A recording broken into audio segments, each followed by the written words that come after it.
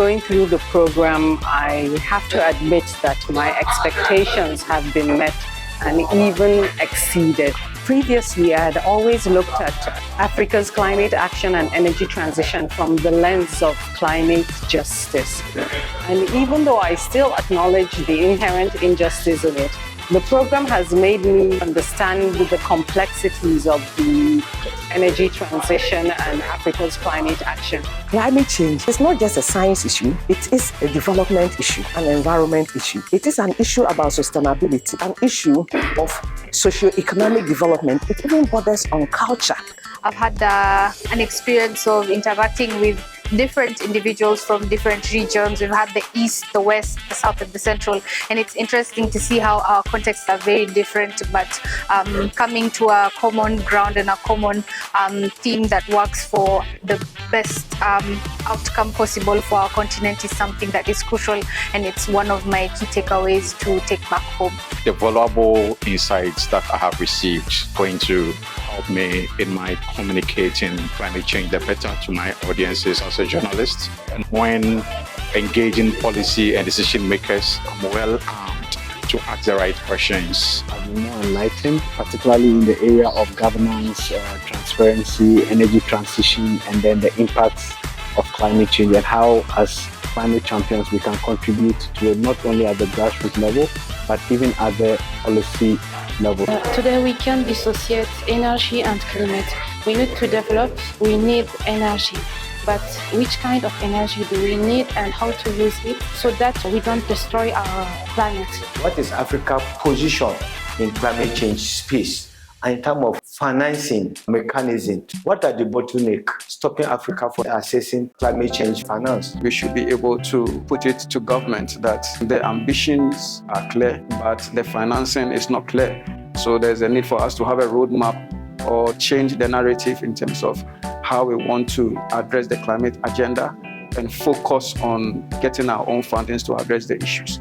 As a politician and a lawmaker, I have keyed into what I have had and the series of discussions that we had in this very important academy. When I get back to my country, Nigeria, particularly my state, Sokoto State, I would want to convey message and the very important recommendations and observations I made in this hall concerning the climate change and the renewable energy issues.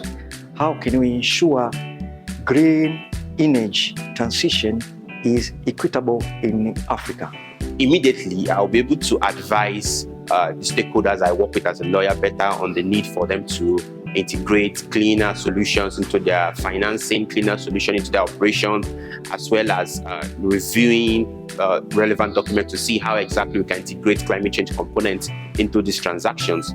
In academia, we need also to shed light on including renewable energy and climate change laws in our curriculums. A lot of people still hold on to the old methods of relying on the global north to come to our aid when it comes to our effort in energy transition. So we cannot continue depending from outside. We Africans have to use resources which are within Africa so that we can improve our economy.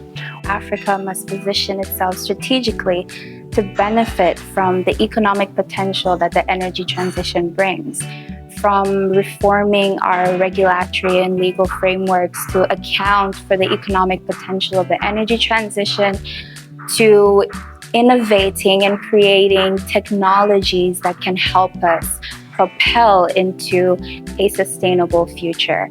And I also think that we should engage with other policymakers and civil society and media and technicians, engineers and environment specialists and experts, so we can all have comprehensive approach towards combating climate change.